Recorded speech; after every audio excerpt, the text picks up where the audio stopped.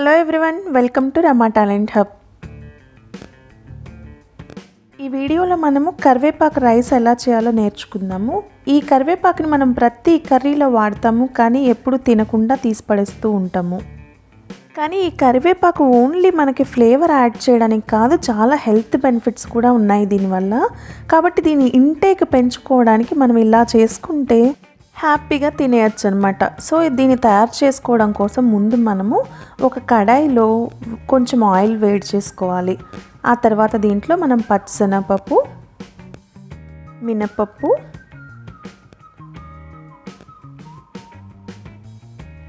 జీలకర్ర, మెంతులు 4-5 చాలు. వీటన్నిటిని మనం ఆయిల్లో బాగా ఫ్రై చేసుకోవాలి.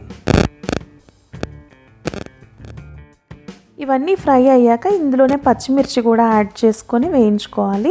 మనం ఇందులో చిల్లీ పౌడర్ అంటూ యాడ్ చేయం కాబట్టి మనకి ఎంత కారం కావాలో దానికి తగ్గట్టు పచ్చిమిరపకాయలే యాడ్ చేసుకోండి. తర్వాత క్లీన్ చేసి పెట్టుకున్న కరివేపాకును కూడా యాడ్ చేసుకోవాలి. ఇవన్నీ ఫ్రై అయ్యాక ఇందులోనే కొంచెం చింతపండును కూడా యాడ్ చేసుకుందాం.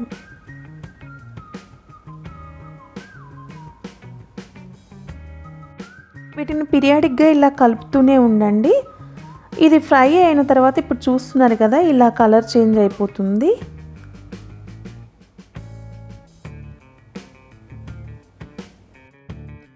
ఇక్కడ చూస్తున్నారు కదా, కరివేపాకు మనం ఇలా నలిపితే అది పౌడర్ కింద అయిపోవాలన్నమాట. ఆ స్టేజ్ వరకు మనం దాన్ని ఫ్రై చేసుకోవాలి. అది చల్లగా అయిన తర్వాత మిక్సీ జార్లోకి తీసుకొని పౌడర్ చేసుకోవాలి. నెక్స్ట్ నేను అదే కడాయిలో ఆయిల్ వేడి చేసి ఈ క్యాష్యూస్ కూడా ఫ్రై చేస్తున్నాను. ఇది కంప్లీట్లీ ఆప్షనల్, మీరు కావాలంటే స్కిప్ చేసేయచ్చు. నెక్స్ట్ ఇందులో కొన్ని గ్రౌండ్ నట్స్ కూడా వేసి వేయించుతున్నాను. గ్రౌండ్ నట్స్ కొంచెం ఫ్రై అయిన తర్వాత డ్రై రెడ్ చిల్లీ కూడా యాడ్ చేస్తున్నాను.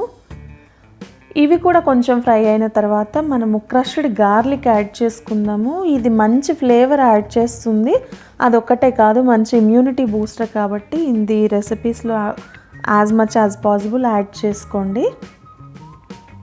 ఇప్పుడు ఇందులోనే నేను తిరుమత గింజలు కూడా వేసేస్తున్నాను. పచ్చిశనగపప్పు, మినపప్పు, ఆవాలు, జీలకర్ర, అలాగే పసుపు కూడా యాడ్ చేస్తున్నాను. పసుపు కూడా మంచి యాంటీసెప్టిక్ కదా, ప్లస్ మంచి కలర్ కూడా ఇస్తుంది మనకి రైస్కి.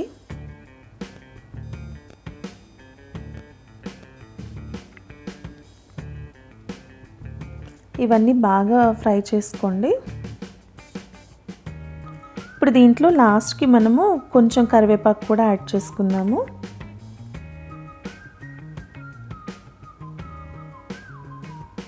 ఇప్పుడు ఇందులో ఆల్రెడీ బాయిల్ చేసి పెట్టుకున్న రైస్ని కూడా యాడ్ చేసుకుందాము.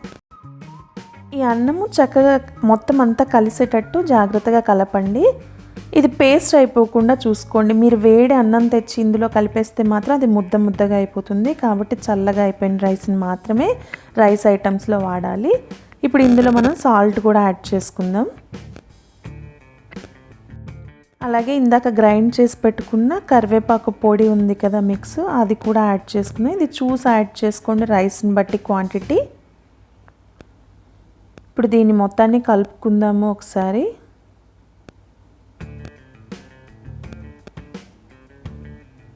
మనం రైస్ని ఇలా టాస్ చేసుకుంటే కూడా ఆ అన్నము ముద్దగా అవ్వకుండా ఉంటుందన్నమాట. మీకు ఎలా కన్వీనియంట్గా ఉంటే అలా చేయొచ్చు.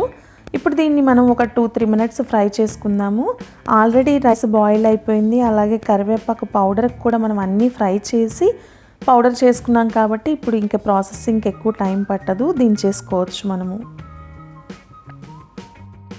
సో ఇలా ప్రిపేర్ చేసుకున్న కరివేపాకు రైస్ని నేను సర్వింగ్ బౌల్లోకి తీస్తున్నాను. చూస్తున్నారు కదా, ఇలా చేసామంటే కరివేపాకుని తీసి అవతల పడేయడానికి ఉండదు. దాంట్లో ఉన్న బెనిఫిట్స్ అన్నీ కూడా మనము ఎక్వైర్ చేసుకోగలుగుతాం అన్నమాట. చాలా టేస్టీగా కూడా ఉంటుంది. డెఫినెట్లీ మీరు కూడా ట్రై చేయండి.